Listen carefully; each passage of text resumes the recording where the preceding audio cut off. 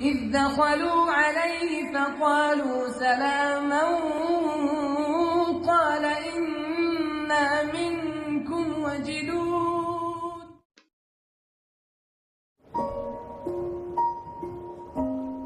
الو. الو. معايا مين بقى؟ دنيا. انا دنيا. اهلا يا دنيا، انا بكلمك اقول لك مبروك انك طلعتي الاولى على الجمهوريه في ثانويه عامه ادبي بمجموع 409. الو. ايوه يا فندم. ايوه يا فندم، ايوه دكتور طارق. حضرتك هي معلش من المفاجاه مش قادره ترد على حضرتك وبتبكي بشده. لا تبكي ليه؟ دي المفروض تفرح النهارده وحضرتك تفرح فيها جدا، هي طالعه انا الاولى. يا فندم والله واثق يعني مليون في المية. وبنتي كل عملها وكل صفحه بتقراها بتوهبها لله سبحانه وتعالى. لا كله ربنا استجاب، هو طالعه الاولى ادبي بمجموع 409. الله يبارك في عمرك، الله يبارك في عمرك. لا والله الف الله يبارك مبروك. في عمرك. الف انا مبروك. ولي.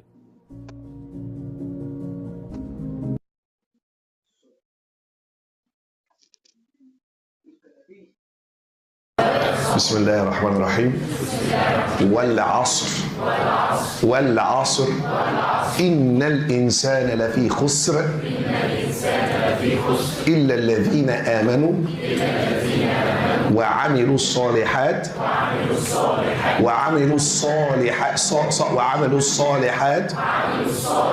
وتواصوا بالحق وتواصوا بالصبر. يا ريت تكون مدركين ليه سيدنا النبي صلى الله عليه وسلم خلى في نهاية كل مجلس سورة العصر. ربنا حلف بالإيه؟ بالإيه؟ وقت الغفلة، اللي بيغفل بسبب أي حاجة. والعصر أنت خسران. كأن ربنا سبحانه وتعالى والله المثل عنده يقول لك بأمارة صلاة العصر كل اللي على كوكب الأرض خسران إلا اللي آمن آخرة وعنده صفتين في الدنيا، الحق والإيه؟ ما يجيش النهارده بعد الامتحان الشامل يقول لي والله ذاكرت. الصفة الثانية يصبر على ما تكرهه نفسه. الناجح في الدنيا هو اللي عرف معادلة النجاح. يدوس على نفسه، لأن أنت في الدنيا حاجة من الاثنين، يا تدوس على نفسك بمزاجك يا الناس كلها والدنيا كلها هتدوس عليك غصب عنك لغايه ما تكره حياتك. يا ناجح وعشان توصل لده تدوس على نفسك، يا اما فاشل وطول ما انت ماشي في كوكب الارض كل ذره من تراب الارض هي اللي بتدوس عليك. عمال تقول يا ريتني يا ريتني يا ريتني. ان الانسان لفي ايه؟ كل اللي على الارض خسران الا اللي عنده صفتين، ايه وايه؟ حق وصبر. السلام عليكم، ازيك يا امير؟ عليكم السلام ورحمة الله وبركاته. ازي حضرتك؟ ما شاء الله، الحمد لله، الله يبارك فيك يا سيدي، مبروك ما شاء الله عليك. الله يبارك في انت حضرتك. نجحت. ربنا يطول في عمر حضرتك. الله يبارك فيك يا ولدي ويكرمك. ربنا يطول في عمر حضرتك ويدي حضرتك الصحة امين يا رب. اعدائك وربنا يا رب يحفظك. ربنا يسمع منك ان شاء الله يا ولدي.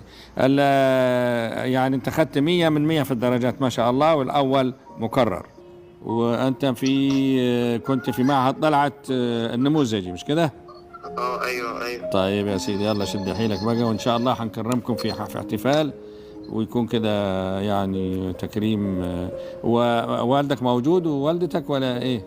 لا انا والدي متوفي. ما شاء الله. طب اديني والدتك يا اخي اشكرها على انها يعني ساعدتك. طيب حاضر، لحظة واحدة. اتفضل. الو. ايوه اهلا يا حاجه، ازيك؟ ام امير. ام امير ما شاء الله، مبروك يا ستي. حضرتك الدكتور احمد الطيب؟ ايوه انا احمد الطيب والله. ربنا يحفظك للاسلام والمسلمين ويعز الاسلام بحضرتك. الله يبارك فيك ويجعلك يا رب يطول في عمر حضرتك يا استاذ الله يبارك فيك. احمد الطيب. انا بحب حضرتك بطريقه ربنا يخليك ويبارك فيك. حضرتك وانا بعز حضرتك جدا والله. وانا بشكر حضرتك اللي انت وقفتي ورا امير.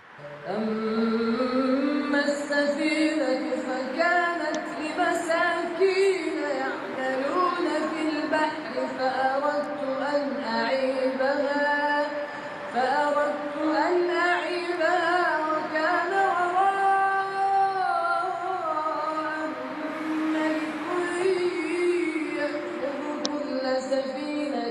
وصفا.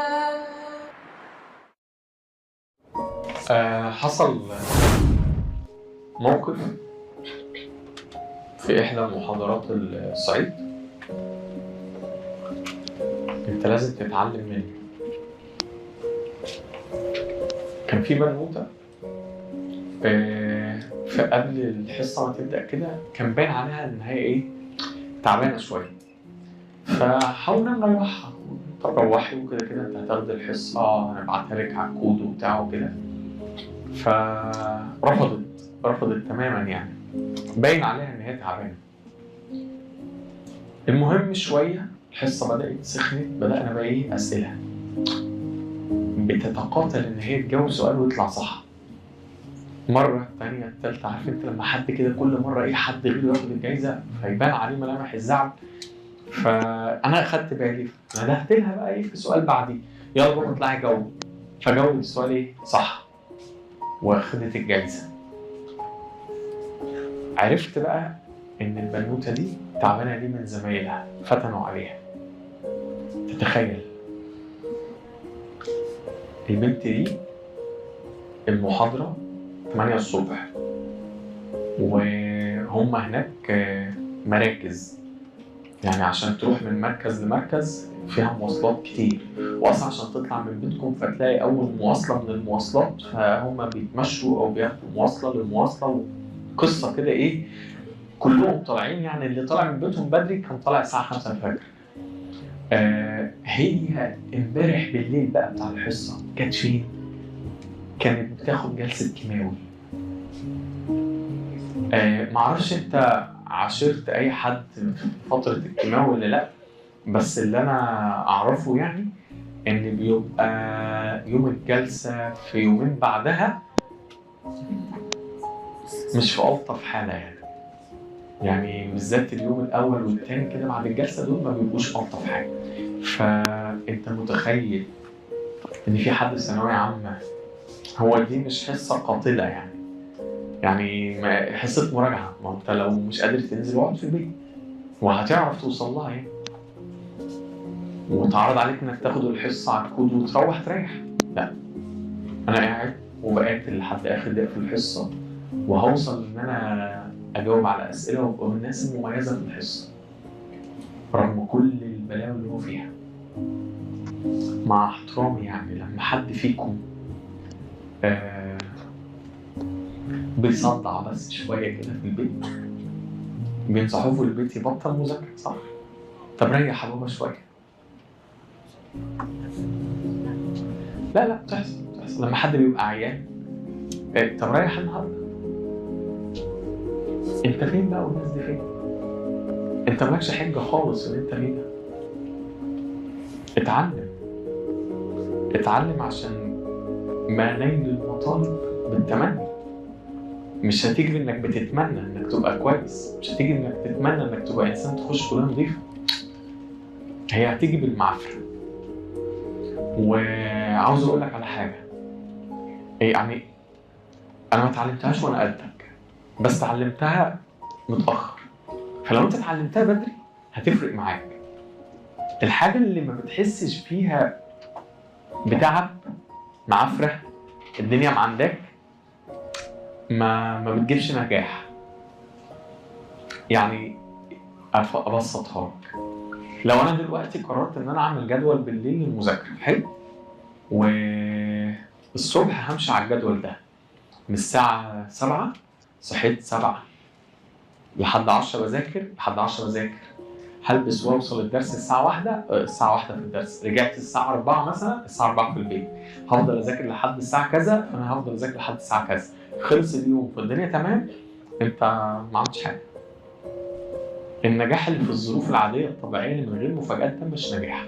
بس انت بقى نعمل ايه لما تلاقي نفسك حاطط جدول مرسوم بالقد وتلاقي جالكم ضيف، حد من قرايبك، جدك، ستك، خالك، عمك، اي حد، ودخل، فانت مضطر تستقبله، وعلى الاقل مش هتقعد معاه طول القعده بس هتقعد معاه شويه، او جاي مثلا معاه عياله اللي هم قريبين من سنك فانت بتحب قعدتهم فتتنازل عن ده تقعد معاهم شويه وتخلع ومش عارف ايه. هتلاقي ان الموضوع ان انت بتحاول رغم الظروف اللي انت فيها دي صعب، رغم ان انا بشرح لك ظروف هبله. ظبطت المنبه فالمنبه مرنش او انت ما سمعتوش فدخلت زياده ساعه ولا ساعتين كانوا من يومك، فانت اصريت ان انت توصل انك تخلص هدفك. هنا بقى اللي هو عارف انت النجاح فيه ده حل التشالنج دي بتخلي النجاح طعم. انما اللي رسم ظروف مثاليه فالدنيا ماشيه مثاليه مفيش نجاح كده. ولو انت بتبص على النتيجه النهائيه لاي حد ناجح فانت عبيط. تبص على الهيلهوبا والهيلهوبا اللي اتعملت معاه قبل ما انت تشوف الصوره النهائيه دي. فانا عاوزك تتعلم ان في ناس في ثانويه عامه زيك زيهم بياكلوا الاخضر واليابس، مش سايبين فرصه لاي لحظه ندم. انت سايب بلاوي الندم.